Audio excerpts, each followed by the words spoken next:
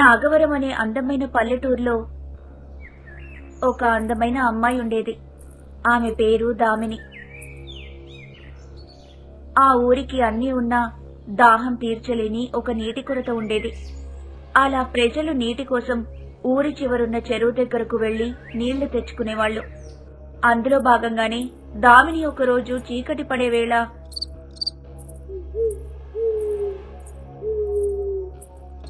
నీళ్లు తీసుకురావడానికి చెరువు దగ్గరికి వెళ్తుంది.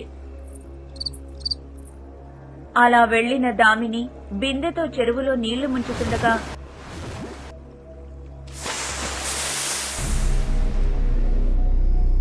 నల్లని రంగు కలిగిన పాము ఆ నీటిలో నుంచి పైకి లేచి పడగ విప్పి దామిని వైపు చూస్తుంది.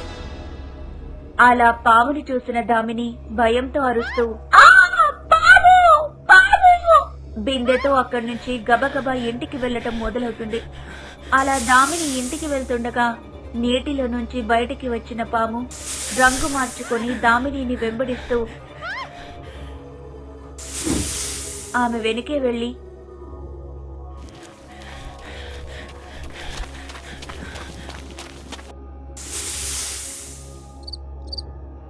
ఇంటి బయట ఆగిపోతుంది. అలా ఇంటిలోకి వెళ్లిపోయిన దామిని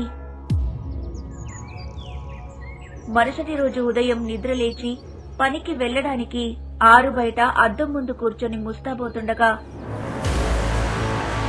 తన వెనుక పడగ విప్పి కూర్చున్న పాముని అద్దంలో చూసి భయపడగా అద్దంలో ఉండే పాము రూపం అద్దం పగలగొట్టుకుని వచ్చి దామిని తల ద్వారా తన లోపలికి వెళ్లిపోతుంది. అలా పాము రూపం దామినిలోకి ప్రవేశించగానే దామిని యొక్క ఆత్మ తన నుంచి వేరై అలా గాలిలో నిలబడుతుంది. దామిని ఆత్మ చూస్తుండగానే దామిని శరీరాన్ని ఆవహించిన పాము రూపం అద్దంలో తన రూపాన్ని చూసి నవ్వుకుంటూ అకర్తి ఆగమనం నాగవరం వినాశనం అంటూ పైకి లేచి నిలబడి దామిని ఆత్మను చేతితో ఇంట్లోకి విసిరివేసి బంధిస్తుంది. ఉదయం కాస్త సాయంత్రం అవ్వగా దామిని శరీరాన్ని ఆవహించిన అగంతి కుండ తీసుకుని చెరువు వైపుకు బయలుదేరుతుంది. అలా అగంతి అక్కడి నుంచి వెళ్లిపోయాక దామిని ఆత్మ తలుపులు కొడుతూ అరుస్తుంది, కాపాడండి, ఎవరైనా వచ్చి తలుపు తెరవండి, కాపాడండి, ఎవరైనా వచ్చి తలుపు తెరవండి అని అంటూ ఉండగా అది విన్న పక్కింటావిడ దామిని ఇంటిని చేరుకొని తలుపులు తెరుస్తుంది. తలుపులు తెరవగానే దామిని ఆత్మ ఒక్కసారిగా బయటకు రావటంతో పక్కింటావిడ కింద పడిపోతుంది. అలా పడిపోయిన ఆవిడలోకి అగంతి దామిని ఆత్మను బంధించడానికి వాడిన శక్తి ప్రవేశిస్తుంది. దామిని ఆత్మ మాత్రం అగంతిని వెతుక్కుంటూ చెరువు వైపుకు వెళ్తుంది. అలా దామిని ఆత్మ చెరువు దగ్గరికి వెళ్లేలోపు అగంతి సగం పాము సగం మనిషిగా మారి చెరువు మధ్యలోకి వెళ్లి లోపలికి వెళ్లిపోతుంది. అలా అగంతి నీటి లోపలికి వెళ్లిపోగానే కుండ బోర్లా పడి చెరువు మొత్తం బుడగలు రావటం మొదలవుతుంది. అగంతి అలా వెళ్లడాన్ని చూసిన దామిని ఆత్మ వెనక్కి వెళ్లగా అగంతి శక్తి వల్ల వెనక్కి వచ్చి పడిపోతుంది. అలా ఒడ్డుకు వచ్చి పడిన దామిని ఆత్మ ఏమీ చేయలేక తిరిగి ఇంటి దగ్గరికి వెళ్లిపోతుంది. అలా ఇంటికి వెళ్లగానే తలుపులు తెరిచిన పక్కింటావిడ దామిని ఆత్మని చూసి నవ్వుతూ, నువ్వేం చేసినా అగంతి ఉండే చోటును చేరుకోలేవు, నీ శరీరంలోకి తిరిగి వెళ్లలేవు అంటూ ఇంట్లోకి వెళ్లిపోతుంది. సాయంత్రం కాస్త రాత్రయి ప్రజలందరూ నిద్రపోతుండగా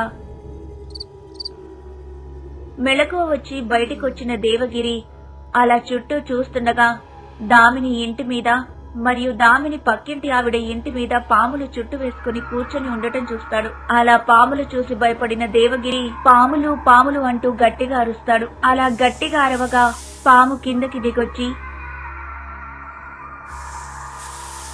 దేవగిరి తల ద్వారా శరీరంలోకి ప్రవేశిస్తుంది. అగంతి యొక్క పాము శక్తి దేవగిరిలోకి ప్రవేశించగానే దేవగిరి నడుచుకుంటూ చెరువుల దగ్గరికి వెళ్తుండగా దామిని ఆత్మ దేవగిరిని వెంబడిస్తూ వెళ్తుంది. అలా దామిని చూస్తుండగానే చెరువును చేరుకున్న దేవగిరి యొక్క తల తెగి దొర్లుకుంటూ చెరువు మధ్యలోకి వెళ్లి మునిగిపోతుంది. అలా తల మునిగిపోగానే చెరువు మొత్తం బుడగలు వస్తూ ఆగిపోతాయి. అదంతా చూసిన దామిని ఆత్మ ఊరిలోకొచ్చి అందరి తలుపులు కొడుతూ, లేవండి, అందరూ నిద్ర లేవండి, బయటకు రండి అని అరుస్తూ వెళ్లి తన ఇంటి దగ్గరున్న ఒక బొమ్మలోకి ప్రవేశించి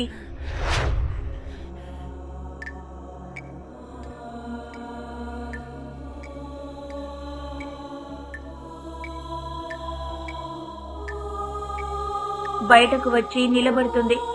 ఇంతలో ఏమైందా అనే కంగారులో నిద్రలేచి బయటకు వచ్చిన జనం చుట్టూ చూస్తూ ఉండగా బొమ్మలో ఉన్న దామిని నడుచుకుంటూ వచ్చి వాళ్ల ముందు నిలబడి మాట్లాడటం మొదలు పెడుతుంది. ఎవ్వరూ కంగారు పడకండి, నేను మీ దామినిని. ఏం జరుగుతుందో కూడా తెలియని స్థితిలో ఇలా ఆత్మగా మారి బొమ్మనై మీ ముందు నిల్చొని ఉన్నాను అని చెప్పగా అందరూ ఆశ్చర్యంగా మాట్లాడే బొమ్మ వైపు చూస్తూ, అయ్యో దామిని, నిన్న కూడా కనిపించావు కదా అమ్మా. ఇంతలో ఇదంతా ఎప్పుడు జరిగింది? నువ్వు ఇలా అవ్వడానికి కారణం ఎవరు అని వాళ్ళు ప్రశ్నించగా అందుకు దామిని, అదే నాకు అర్థం కావట్లేదు. ఏదో భయంకర రూపం కలిగిన రాక్షసి పాము రూపంలో నా శరీరంలోకి ప్రవేశించి నా ఆత్మను ఇలా బయట ఉంచేసింది. అదేవిధంగా ఊరి మొత్తాన్ని నాశనం చేస్తానని అంటూ నీళ్లు తెచ్చుకుని చెరువులోకి వెళ్లి మాయమైపోయింది. అలాగే దేవగిరి అన్నని కూడా చంపేసి తలను తీసుకెళ్లింది అని చెబుతుంది. అది విన్న జనం కంగారు పడుతూ చెరువు దగ్గరికి వెళ్లడానికి సిద్ధమవుతారు. అలా వెళ్తున్న సమయంలో తలుపు తీసుకుని బయటకి వచ్చిన భారతి గట్టిగా నవ్వుతూ, ఎక్కడికి వెళ్తున్నారు? అందరూ చెరువు గట్టున మా అక్క చంపిన శవాన్ని చూసి ఏడవడానికా? లేదా మీకు కూడా తొందరలోనే ఆ గతి పడుతుందని తెలుసుకోవడానికా అంటూ నవ్వుతూ 2 చేతులను తన తలపై పెట్టుకుంటుంది. అలా చేతులు పెట్టగానే తలపై ఒక వెలుగు ప్రత్యక్షమయ్యి అందరి ఇళ్లపై పాములు ప్రత్యక్షమై చుట్టలు చుట్టుకొని జనం వైపు చూస్తూ ఉంటాయి. అలా అక్కడ ఏం జరుగుతుందో అర్థం కాని జనం పాములని చూసి భయపడుతూ ఉండగా, మా అక్క ఆగంతి తన శక్తితో వచ్చాక మీ అందరికీ ప్రాణ విముక్తి కలిగిస్తుంది అని చెప్పి చెరువు వైపుకు నడుచుకుంటూ వెళ్తుండగా జనం కూడా వెనకే వెళ్తూ చెరువుని చేరుకుంటారు.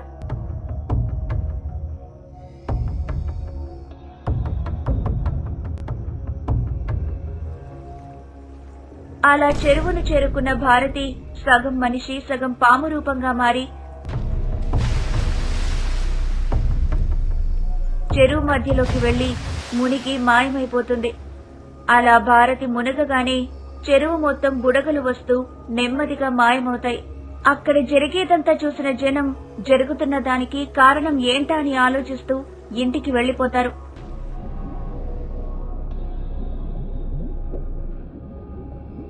అలా నీటిలో మునిగి మాయమైన భారతి లోపలికి వెళ్లగా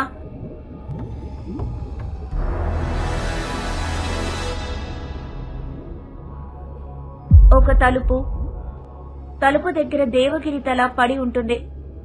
తలుపు ద్వారం వద్దకు చేరుకున్న భారతి శరీరంలోని అగంతి చెల్లెలు భారతి శరీరాన్ని అక్కడే విడిచి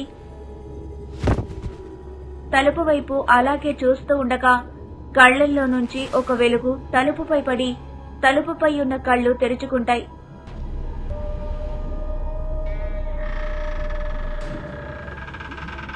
అలా తలుపులు తెరుచుకోగా దేవగిరి తలతో పాటుగా లోపలికి ప్రవేశిస్తుంది అగంతి చెల్లెలు. అలా తన మంత్రశక్తితో లోపలికి ప్రవేశించిన అగంతి చెల్లెలు దేవగిరి తలను తీసుకెళ్లి అగంతి ఉండే చోటులో పెట్టి రక్తగాయాలతో పడున్న దామిని శరీరాన్ని, పక్కనే తల లేకుండా ఉన్న తన అక్క శరీరాన్ని, అలాగే గాలిలో తేలుతున్న కుండను చూస్తుండగా ఒక్కసారిగా కుండ బద్దలవుతుంది. అలా కుండ బద్దలవ్వగానే గాలికి జుట్టు ఎగురుతూ కళ్ళు లేని వికృతమైన రూపం కలిగిన అగంతి తల దర్శనమిస్తూ, రా జగతి రా, ఊరి మొత్తాన్ని బంధించావా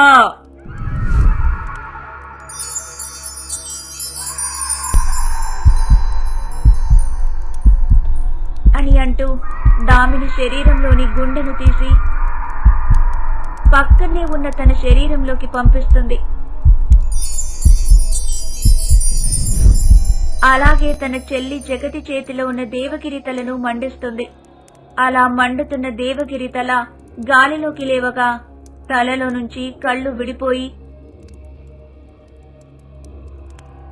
అగంతి కంటి చూపుగా మారుతాయి.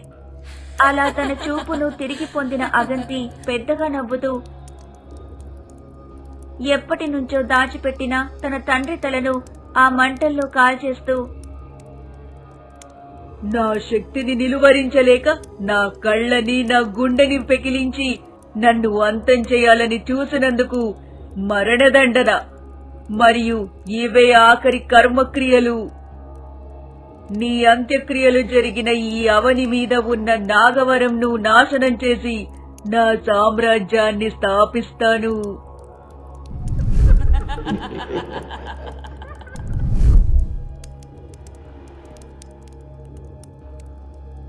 అంటూ తన చెల్లి జగతితో కలిసి చెరువు నుంచి బయటకి వస్తుంది.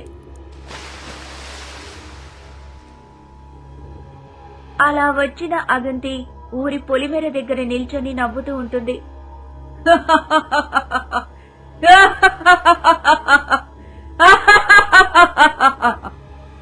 అలా నవ్వుతూ అగంతి నాగవరం నాశనానికి పొలిమేర నుంచి ఊరిలోకి చేరుకోగానే ఎవ్వరూ ఊరిలో కనిపించరు. ఊరు మొత్తం ఖాళీగా ఉంటుంది. అది చూసిన అగంతి కోపంతో, ఏంటిది, ఎక్కడికి వెళ్లిపోయారు అంతా? ఎన్నో ఏళ్ల తర్వాత బ్రతికొచ్చి నా సామ్రాజ్యాన్ని స్థాపించడానికి అడ్డుగా ఉన్న ఈ జనాన్ని నాశనం చేద్దామని వస్తే ఎవ్వరూ కనిపించరేంటి అని గట్టిగా అరుస్తూ జగతి వైపు చూసి, జగతి, ఏంటిదంతా? ఊరి మొత్తాన్ని నీ మాయతో బంధించానన్నావు, మరి వీళ్లంతా ఊరు దాటి ఎలా వెళ్లగలిగారు అని అనగా అందుకు జగతి, నిజంగానే ఊరి మొత్తాన్ని నా మాయతో బంధించాను, కాని ఎలా వెళ్లారనేది నాకు కూడా అర్థం కావట్లేదు అని అంటూ తన రెండు చేతులను తలపై పెట్టుకుని మాయని ప్రదర్శిస్తుంది. అలా జగతి తన మాయని ప్రదర్శించగానే ఊరి మొత్తం ఇళ్ల మీద పాములు ప్రత్యక్షమవుతాయి. అలా ప్రత్యక్షమైన పాముల యొక్క శక్తిని అగంతి జగతి చూస్తూ ఉండగా ఒక నవ్వు వినబడుతుంది. అలా వినపడుతున్న నవ్వు ఎవరి దాని చుట్టూ చూస్తుండగా దామిని ఆత్మ ప్రత్యక్షమవుతుంది. దామిని ఆత్మ ప్రత్యక్షమవగానే పాముల దగ్గర ముంగీసలు ప్రత్యక్షమవుతాయి. ముంగీసల్ని చూసి ఆశ్చర్యపడిన అగంతి జగతి అలా చూస్తుండగా, ఏంటి అలా ఆశ్చర్యంగా చూస్తున్నారు? ఒక సాధారణ మానవ స్త్రీకి ఈ శక్తులు ఎలా వచ్చాయనా? మీకులాగే నాకు ఆశ్చర్యంగానే ఉంది, కానీ మీ శక్తిని ఆపే శక్తి నాకు లభించినందుకు చాలా ఆనందంగా ఉంది. అలాగే ఇంకా సేపట్లో మీరు అంతమవుతారు అనే ఆలోచన ఇంకా ఆనందాన్నిస్తుంది అని నవ్వుతూ, అవును, ఇదంతా మనకెందుకు చెబుతుందని అనుకుంటున్నారా? ఒక్కసారి నా వెనక్కి చూడండి అని అంటూ తన వెనుకకు చూపించగానే అక్కడ ఊరి జనమంతా దివిటీల వెలుగులో భువి సందేశ స్వామిని తీసుకుని ఊర్లోకి వస్తూ ఉంటారు. అలా ఊరిని చేరుకున్న భువిసంధుడు ఎదురుగా ఉన్న రాక్షస శక్తుల్ని చూస్తూ కింద కూర్చొని తన పూజా శక్తితో ఒక మాయ చక్రాన్ని సృష్టిస్తాడు. మాయ చక్రం వేసి అందులో ఒక శంకువుని ఉంచి శంకు చివర కర్పూరంలో ఉండే ఒక నల్లని గోళాన్ని వెలిగించి ఆర్పేస్తాడు. అలా ఆర్పేయగా వచ్చే పొగ మధ్యలో నుంచి అగంతిని చూస్తూ ఓంకారాన్ని పఠిస్తూ ఉంటాడు. అలా చేస్తుండగానే ఆ గోళాకార కర్పూర పొగ అగంతి వైపు వెళ్తూ ఆమె చుట్టూ ఒక వలయాన్ని ఏర్పరిచి ఆమెను కదలనివ్వకుండా చేస్తుంది.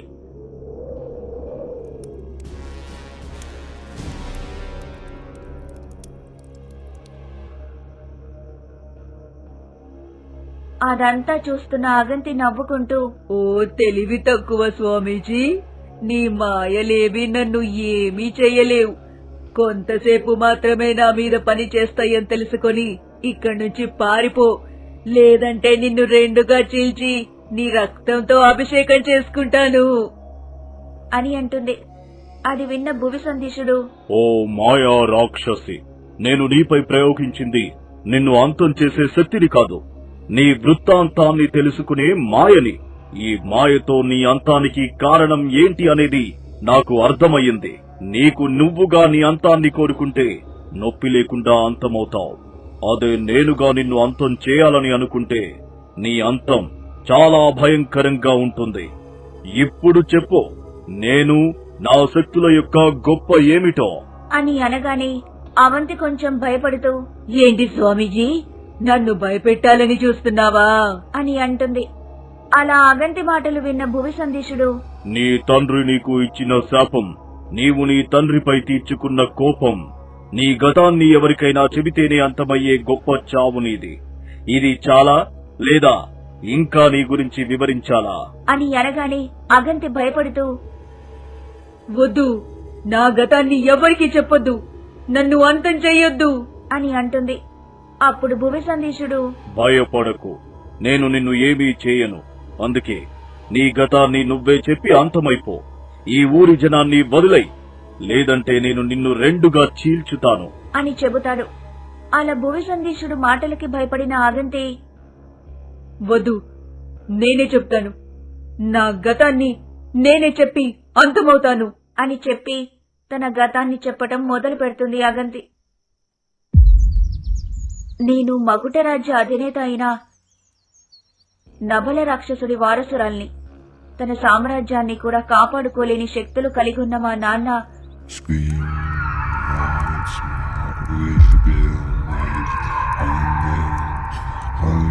దృష్ట విగతి హోమాన్ని చేపట్టి విలువైన శక్తుల్ని పొందాడు.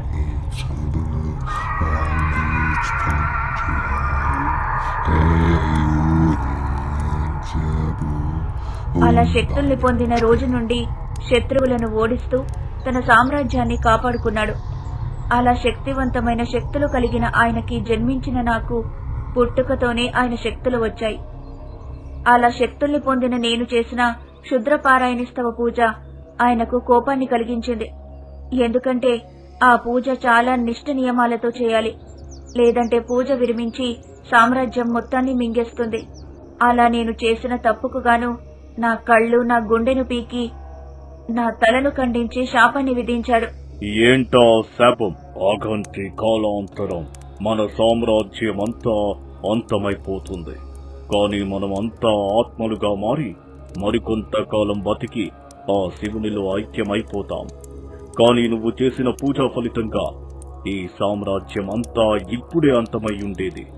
కాబట్టి నువ్వు చేసిన తప్పుకు గాను చనిపోయి ఎవరినైనా పట్టి పీడిస్తున్నప్పుడు మరియు నిన్ను విడిపించే సమయంలో గనుక నీ గతాన్ని చెప్పినచో అప్పుడే నీ ఆత్మ కూడా అంతమవుతుంది.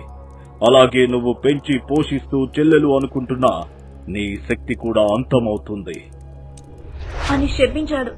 అలా ఆయన చెప్పినట్టే మరణించి ఆత్మగా మారిన నేను, క్షుద్ర తిరోగతి పూజ ద్వారా కళ్లను, గుండెను పొందిన నేను, నాకంటే శక్తివంతులు లేరు అనే అహంకారంతో ఇలా మీకు దొరికిపోయాను అంటూ ఉండగా తన శరీరం కాలటం మొదలవుతుంది. అలా అగంతి శరీరం కాలుతున్న సమయంలో, నా శాపం ఫలించి ఒక ఊరిని కాపాడుతున్నందుకు నాకు ఆనందంగా ఉంది అగంతి అని నవ్వుతూ నబలుడు స్వామీజీ రూపం నుంచి తన రూపంలోకి మారిపోతాడు. అది చూసిన అగంతి అలా చూస్తూ ఉండగా, ఏం చూస్తున్నావు అగంతి? నేనెలా వచ్చాననా? అవును నాన్న అని అనగా అప్పుడు నబలుడు, నీకు ముందే చెప్పాను కదా అగంతి, మన జాతిలో చనిపోయిన తరువాత ఆత్మలుగా కొంతకాలం బతికే ఉంటామని. నా తలను కాల్చినంత సులభం కాదు అగంతి నా ఆత్మను చంపడం. కనుక ఇప్పుడైనా ఈ పగలు పంతాలు మాని ఆ శివునిలో ఐక్యమైపో అని చెప్పి స్వామీజీ శరీరం నుంచి వెళ్లిపోతాడు. అలా నబలుడు వెళ్లిపోగానే స్వామీజీ కింద పడిపోతాడు. అగంతి మాత్రం అరుస్తూ మంటల్లో కాలిపోతూ అంతమైపోతుంది. అలా అగంతి ఆత్మ అంతమైపోగానే అగంతి ఆవహించిన దామిని శరీరం పక్కన పడిపోగా దామిని ఆత్మ తన శరీరంలోకి వెళ్లి చేరిపోతుంది. అలాగే అందరి ఇళ్లపై ఉన్న పాములు కూడా మండుతూ మాయమైపోతాయి.